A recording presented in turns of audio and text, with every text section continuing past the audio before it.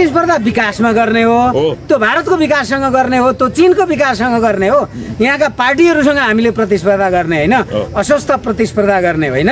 त्यसकारण हाम्रो आवश्यकतालाई र प्रविधिको प्रयोग गर्ने भनेको छ। श्रम, संस्कृति, प्रविधि, प्रकृति, यो 4-5वटा कुरालाई चाहिँ संयोजन रूपमा त्यसलाई चाहिँ आधुनिकीकरण गर्दै प्रयोग गर्दै उत्पादनमा जाने भने हो। यति बेला हामीसँग लोकनाथ चुडाल हुनुहुन्छ, श्रम संस्कृति पार्टीको केन्द्रीय सदस्य र आज हामी पनि नियमित रूपमा कीर्तिपुरमा यो सरसफाई गर्न आउँदाखेरि उहाँलाई हामी भेटेका छौँ। धरानका मेयर हर्क साम्पाङले पार्टी खोलेसँगै यो पार्टीको देशव्यापी प्रचार अभियान पनि अगाडि बढेको छ। पूर्वतिर ठ्याप्पै हर्क साम्पाङले खर्लापै खाइहाल्यो भन्ने हिसाबले अहिले सामाजिक सञ्जालमा चर्चा हुन थालेको छ। हामी ती विषयमा र राष्ट्रिय राजनीतिको विषयमा पनि केन्द्रित भएर संवाद गर्दैछौँ। चुडाल सर नमस्ते, यहाँलाई स्वागत छ। हजुर धन्यवाद, नमस्कार। किन तपाईँ कीर्तिपुरमा फडानी गर्दै हुनुहुन्छ, यहाँ डडाङ र डुडुङ पार्दै हुनुहुन्छ, यो के भइरहेछ? आम जनताले जान्न चाहेको छ कि कतिपयलाई त थाहा होला, तर कतिपयका लागि यो नयाँ पनि हुनसक्छ। कीर्तिपुर यो फडानीको काम किन भइरहेको छ, यो के हो ठ्याक्कै बताइदिनु त अहिले? अब यो वर्तमान शिक्षा मन्त्रीले यसलाई पार्क बनाउने भन्नुभयो। हाम्रो चाहिँ श्रम संस्कृति पार्टी श्रम अभियानमा छ। निरन्तर श्रम अभियान देशव्यापी रूपमा हुनुपर्छ र श्रम नै संस्कृति बन्नुपर्छ नेपालमा भन्ने हाम्रो पार्टीको दृष्टिकोण छ। त्यस आधारमा हामीले चाहिँ हामी श्रमदान गरेर त्यसलाई सफा गर्ने काम गरिदिन्छौँ। तपाईँहरू चाहिँ एउटा सुन्दर होइन, यो चाहिँ नेपालकै एकमात्र चाहिँ विश्वविद्यालयको प्राङ्गणलाई सभ्य र सुसंस्कृत सौम्य शालीन ढङ्गको चाहिँ एउटा चाहिँ वातावरण बन्नुपर्छ त्रिभुवन विश्वविद्यालयमा भन्ने उद्देश्य मार्फत हाम्रो पार्टीको काठमाडौँ टिमले चाहिँ यसमा आज 23-24 दिन को नजिक आइपुगेको छ। हामीले निरन्तर श्रमदान गरेर यो चाहिँ जङ्गलको झाडीलाई सफा गर्ने हामी अभियानमा छौँ। होइन भन्नाले यो अब जङ्गल फडानी गर्ने, सरसफाई गर्ने अनि पार्क बनाउने सबै जिम्मा श्रम संस्कृति पार्टीले लिएको र ठेकानै लिया हो? होइन, हामीले यो चाहिँ यहाँ चाहिँ यो झाडीलाई व्यवस्थापन गरिदिने, यसको यो सरसफाई गरिदिने।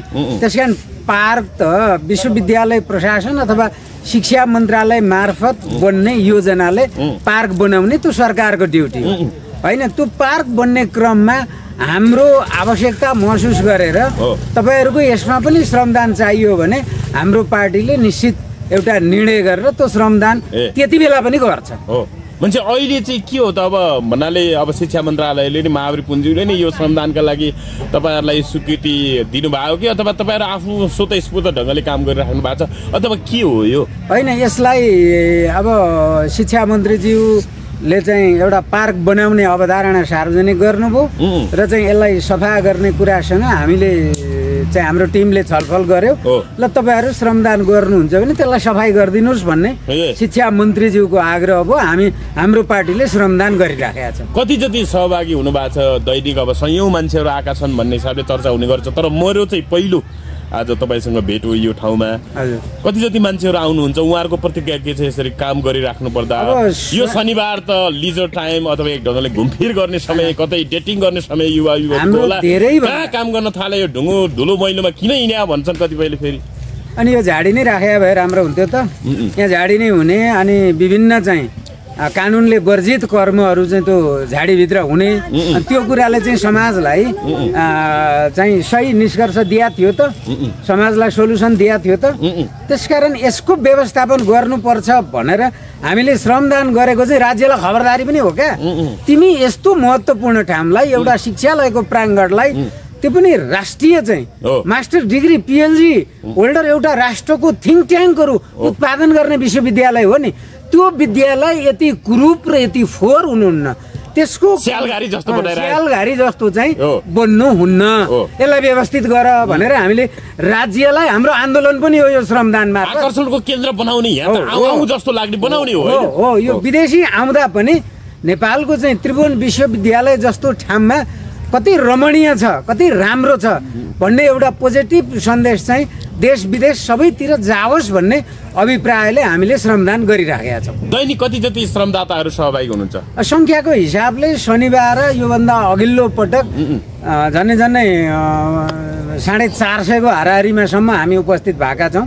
अब आज पनि हामीले 500 को हाराहारीमा उपस्थित हुन्छ भन्ने अपेक्षा गरेका छौँ। अब भरे यो चाहिँ 1 देखि 2 को बिचमा सबै मान्छे भेला हुने स्थिति पर्छ। सबै मान्छे बिहानै आइपुग्दैन।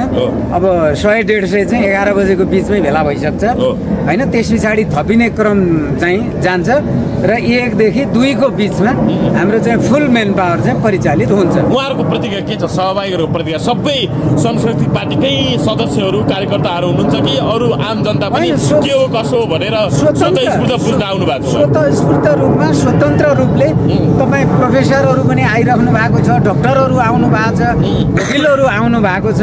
यहाँ सबै एउटा सामान्य चाहिँ तहको नागरिकदेखि एउटा प्रोफेसर प्रबुद्ध व्यक्तिहरूको पनि उपस्थिति छ। उहाँहरूले चाहिँ मजाले श्रम गरेर जानुभएको छ। यी यस्ता दृष्टान्त योभन्दा अघिल्ला हप्ताहरूमै देखिसकिएको छ। आज पनि त्यो होला। अब दिनभरि यहाँ बसेर कस्तो कस्तो मान्छे आउँछ तपाईँ पत्रकारहरू घुमेर त्यहाँ सहभागी सबै चाहिँ श्रमदाताहरूसँग तपाईँहरूले आफ्नो प्रतिक्रिया लिन सक्नुहुन्छ।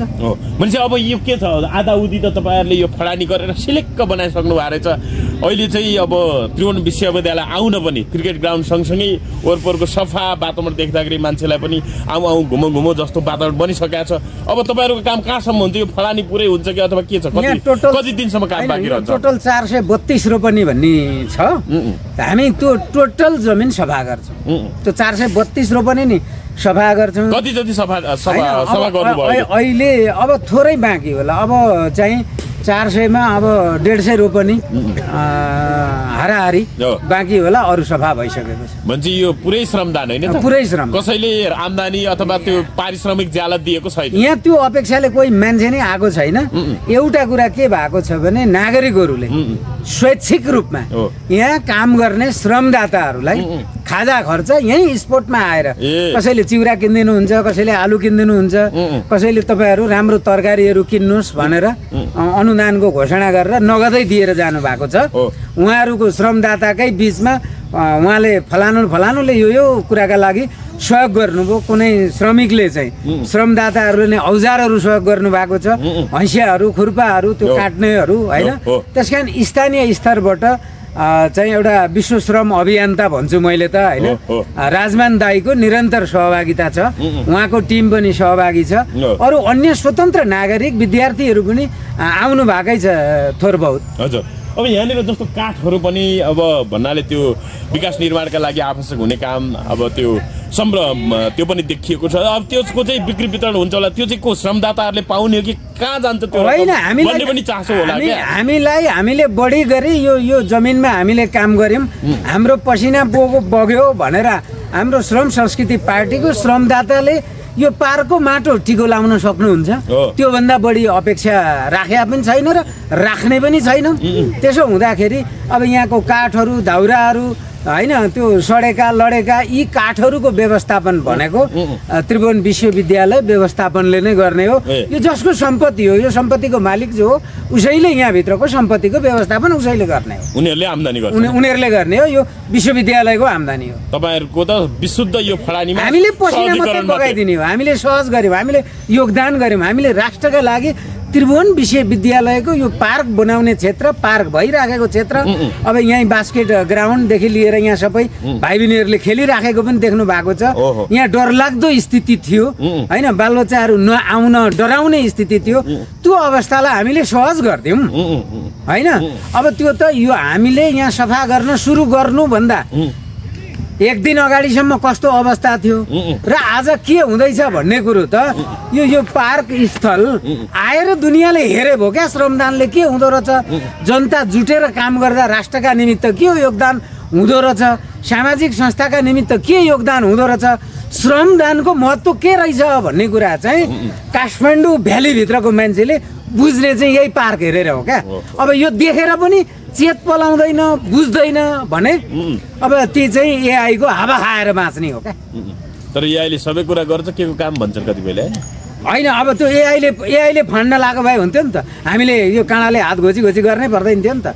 अनि कोही एआईले यहाँ ल्यापटप लाएर फाँडे भयो नि त। होइन, एआईले भात पनि बनाउँछ नि। तर होइन, खाना मिल्दैन होला नि त, पेट भरिँदैन होला नि त, भात त बनाइदेला होइन, कृत्रिम भात बनाउँछ, पेट त भरिँदैन होला नि त। त्यो त उब्जनी गर्नै पर्यो। त्यसकारण यो चाहिँ धरातल भन्दा उसै आकाशमा उड्ने कुरा क्या प्रविधि टेक्नोलोजीको प्रयोग गर्नुपर्छ त सकारात्मक मानव कल्याणका लागि प्रयोग गर्नु पर्यो क्या न कि समाजमा विद्वेष फैलाउने ढङ्गले हैन त्यो यस्तो ढङ्गले प्रयोग गर्ने भनेको चाहिँ दुरुपयोग गर्ने हो त्यो हरामखोर प्रवृत्ति भएकाले गर्ने हो क्या त्यो यहाँनिर अब श्रमदानमा आइराख्दाखेरि कतिपयका लागि त अब यत्रो घन्टौँसम्म काम गरिरहेका छ अनि बिना ज्याला बिना पारिश्रमिक भनेर मान्छेहरू त घट्दै जाला नि होइन श्रम गरेपछि त्यो पारिश्रमको अपेक्षा गर्नु पनि अस्वाभाविक त होइन नि त होइन यो स्वैच्छिक रूपमा श्रमदान हो नि त तपाईँलाई जबरजस्ती कठालो समातेर यहाँ काम गर्न आइज हामीले भनेको छैनौँ नि राष्ट्रलाई माया गर्नुहुन्छ राष्ट्रप्रति योगदान गर्नुहुन्छ आउनुहोस् तपाईँको हृदयभित्र देश दुख्छ भने आउनुहोस् यो अभियान हो क्या यो त सामाजिक उत्पादनको अभियान हो होइन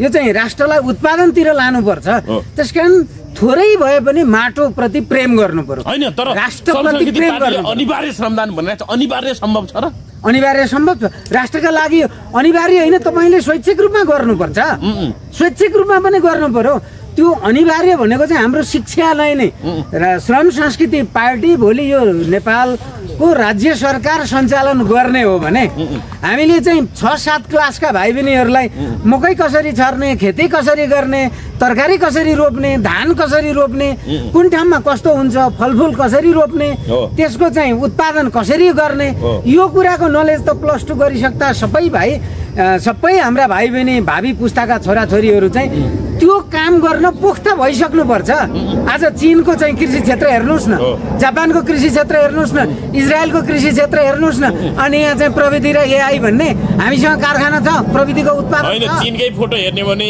12-14 वर्षका बालबालिकाहरू पनि खेतीपातीमा काम गरिरहेको अभ्यास गरेको देखिन्छ तर यहाँ त फेरि यो बाल शोषण भन्ने श्रम शोषण भन्ने नाममा अनेक एनजिओ यो आइएनजिओको पैसा खाने खेती हो हामीले अभ्यस्त भएर सामान्य चाहिँ हामीले चाहिँ 12-14 वर्षदेखि त्यो उसको नलेजमा त्यो कुरा छिर्छ ऊ सामान्य श्रम गर्न सक्ने हुन्छ र त्यो शिक्षामूलक श्रम गर्ने हो क्या गर्न नसक्ने काम पो लगाउनु भएन त गर्न सक्ने चाहिँ त अभ्यास गर्दै जाने कुरा होइन अब 14 वर्षको बच्चालाई 100 केजीको भारी बोकाएर भाँटो पो हान्नु भएन त उसको मगजमा उत्पादन गर्नुपर्छ कृषि भनेको यो हो खेती भनेको यो हो खेती यसरी गर्नुपर्छ भन्ने चाहिँ उसले त्यो प्राविधिक शिक्षा आर्जन गर्नका निमित्त गरिने श्रम हो त्यो अनि त्यहाँ चाहिँ त्यो एउटा जनावर छ नि गधालाई जस्तो भारी बोकाउने भने होइन नि उसलाई त्यो चेतनाको विकास गर्न त्यो प्रविधि मैत्री शिक्षाका निमित्त त्यो कुराको नलेज दिने हो त्यो कुराको ज्ञान दिनका निमित्त ऊ माटोमा त पुग्नु पर्यो नि ऊ श्रममा त जोडिनु पर्यो नि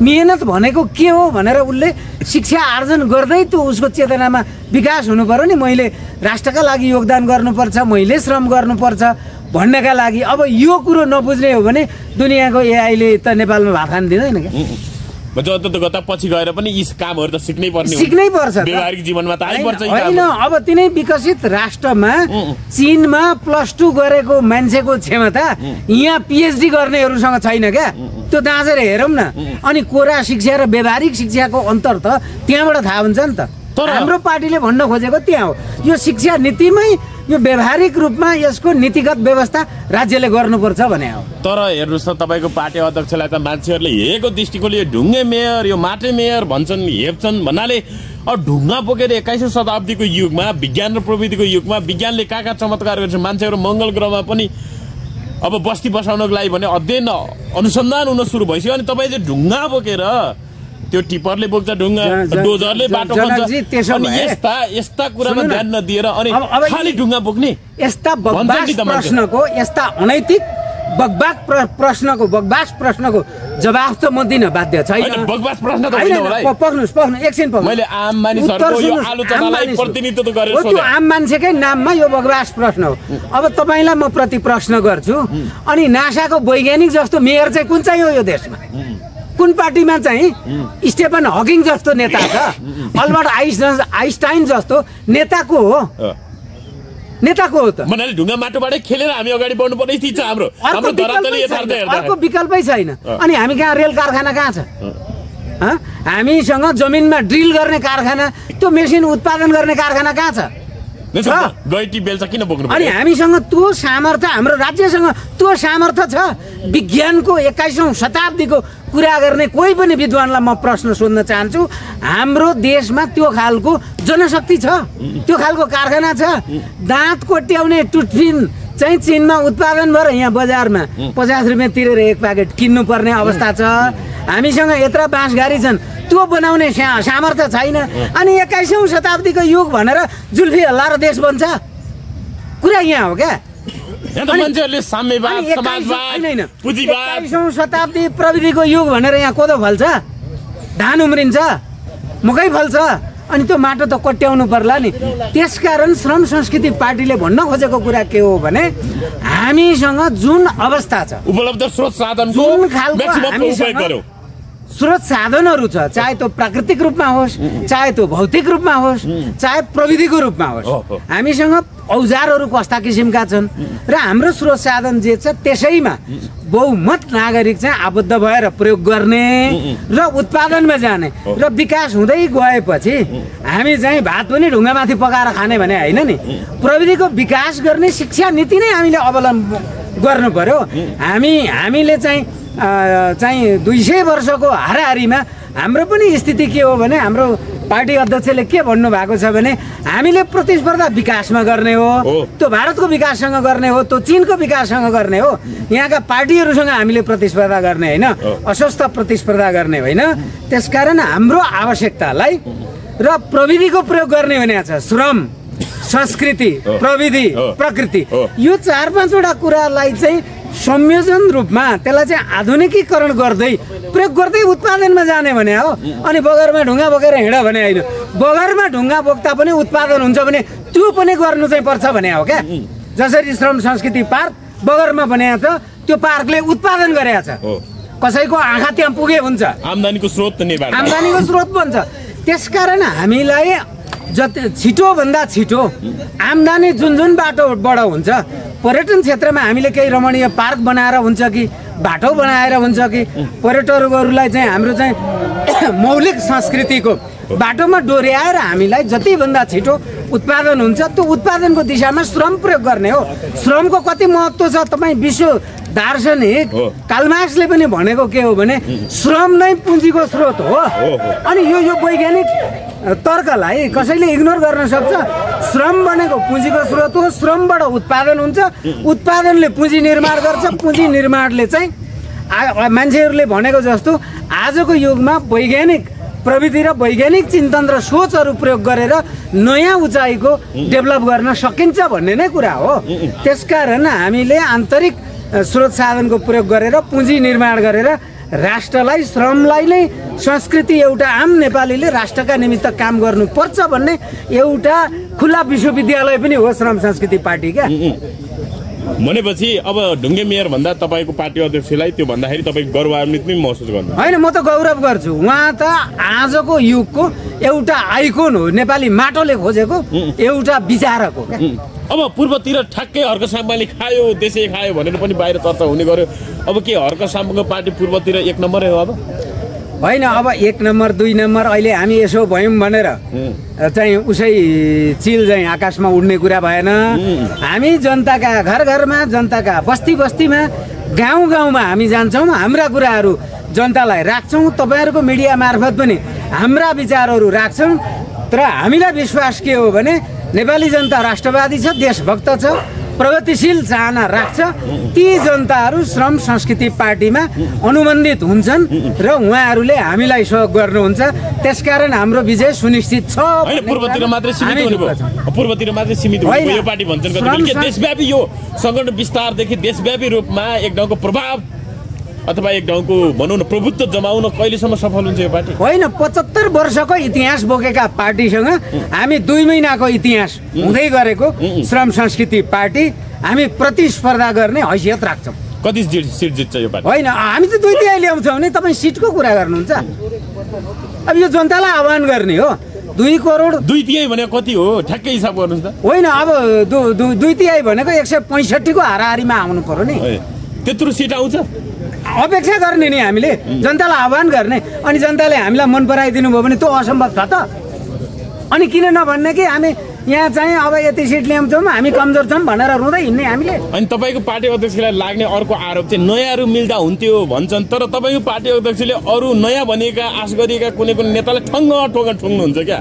होइन त्यो कसलाई ठुङ्नु हो मैले त त्यस्तो देखेको छैन स्ट्याटस मार्फत ठुङ्नुहुन्छ नि होइन स्ट्याटस मार्फत ठुङ्नु भयो भने कुन पार्टीको नाम लिएर भन्नुभएको छ कि व्यक्तिको नाम त होइन अहिले सहकारीमा जोडिएको मान्छे भनेको रवि लामिछाने हुन्छ उहाँप्रति पनि उहाँले त्यस्तै किसिमको स्ट्याटसबाट कटाक्ष गर्नुहुन्छ होइन त्यो स्ट्याटस मैले पनि हेरेको छु बुझ्नेले के बुझे म जान्दिनँ त्यहाँ कुनै राजनीतिक पार्टीको नाम पनि छैन कुनै व्यक्तिको नाम पनि छैन उहाँलाई टिप्पणी हो भन्ने त मान्छेले त्यसमा प्रवृत्तिको आलोचना गर्न नपाइने राजनीतिक सैद्धान्तिक आलोचना गर्न पाइँदैन अनि कुनै अमुक पार्टीको नाममा त्यहाँ बोल्नै नहुने हो उहाँहरूका कमजोरीबारे औँल्याउनै नहुने हो त्यसो भए तपाईँले लक्षित गरेको होइन उहाँले ठ्याक्कै यस्तो भन्नुभयो कि देश छुन्छु माटो छुन्छु भन्ने मान्छेको विश्वास नै अनि सहकारी ठगीमा जोडिएको मान्छेले चाहिँ देश बनाउँछ भनेर पत्याउने भनेर उहाँले ठ्याक्कै उहाँलाई चाहिँ टिप्पणी गर्नुभयो अब को लक्षित भन्नुभयो एकचोटि नाम भन्नु रवि लामिछाने लक्षित टिप्पणी गर्नु राष्ट्रपाको सभापतिको बारेमा बोल्नुभयो भन्ने तपाईँको कुरा अब मेरो कुरा के हो भने अब रवि लामिछानेजीलाई अभियोग के को लाग्यो हो सहकारी ठगीको अभियोग लाग्यो हो 4-5वटा अदालतमा मुद्दा धाउनु भएको उहाँलाई ठगीको आरोप लाग्यो सम्पत्ति शुद्धिकरणको आरोप लागेर अभियोग लागेर मुद्दा चलेर उहाँ हिरासतमा हुनुहुन्छ भनेको आलोचना गरे हुन्छ कि हकीकत त्यही हो अनि त्यस्तो मान्छेले पत्याउनु हुँदैन भन्नु सत्य त्यही हो नि त अनि अब त्यो आरोप प्रमाणित भयो भने त भोलि उहाँ त जिन्दगी राजनीति गर्न पाउनुहुन्न त्यो कुरा एउटा कुरा त्यहाँ हो अब त्यसो भएको पात्रलाई उहाँ महान हुनुहुन्थ्यो उहाँलाई यो आरोप लागेकै होइन उहाँ हिरासतमा पनि हुनुहुन्न उहाँ चाहिँ गोलोक धाममा भगवान कृष्णसँग यो देश बनाउने छलफल गर्दै हुनुहुन्छ भन्नुपर्ने जे हो त्यो त भन्न पाइयो नि त तर मान्छेहरूले के आशा गरेका छन् भने चुडान सर अब यी काङ्ग्रेस एमाले वर्षौँदेखि लुटी खाए त्यही हिसाब नयाँ भनिएका शक्तिहरू चाहिँ आशा लागेका शक्तिहरू आशा लाग्दा शक्तिहरू जनताले अपेक्षा गरेका शक्तिहरू चाहिँ एक ठाउँमा आउँदा एक अर्कालाई नठुइकन चुप लाएर बस्दा पनि हुन्थ्यो होला होइन एउटा कुरो जनकजी मिल्ने भनेको एकता गर्ने भनेको समान विचार भएको समान दृष्टिकोण बोन्नेहरूसँग राजनीतिमा एकता हुन्छ त्यस पछाडि राष्ट्र र राष्ट्रियताका सवालमा एजेन्डा मिल्नेहरू राष्ट्रिय जनतन्त्र र जनजीविकाको सवालमा एजेन्डा मिल्नेहरूको बिचमा सहकार्य हुन्छ अब जहाँ राजनीतिक लाइन मिल्दैन कार्यक्रम मिल्दैन बाटो मिल्दैन अनि अब चाहिँ त्यो दुईतिर फर्केका केटा र केटीको लभ गरौँ प्रेम गरौँ भने जस्तो कुरा हो र त्यो राजनीति त त्यस्तो हुँदैन श्रमशक्ति पार्टीको विकल्प छैन अब यो देशमा हामी विकल्प छैन भन्दैनौँ हाम्रो भन्दा पनि अरू विकल्प आउन सक्छ तर अहिलेका लागि छैन यो भन्दा राष्ट्रवादी देशभक्त योजना नेतृत्व होइन त्यो अभियान अरूले गरेर देखाए हुन्छ हामी त्यहाँ सहकार्य गर्छौँ तर हेर्नुहोस् त पुरानाहरू त 10-12वटा 1 दर्जन मिल्न थाले नि त खोइ तपाईँहरू चाहिँ एकअर्कामा पुरानाहरू चाहिँ गठजोड गरेर 9-10वटाको एउटै पार्टी बन्न थालिसके पुरानाहरूले तपाईँहरूलाई नै धक्का दिएर 9-10वटा पार्टी कहाँ एकता भए एउटा 5-8जना पार्टी भनेर आएका हुन् त्यहाँ पार्टी नै कहाँ मिलेको त होइन प्रचण्ड माधव नेपाल अनि समथिङ 8-9 जनाको नाम पनि भन्न अलिकति सम्झिन गाह्रो यस्तो बुझेँ विप्लवजीको समूहको 8-10जना साथीहरूको एउटा पार्टी माधव नेपालजी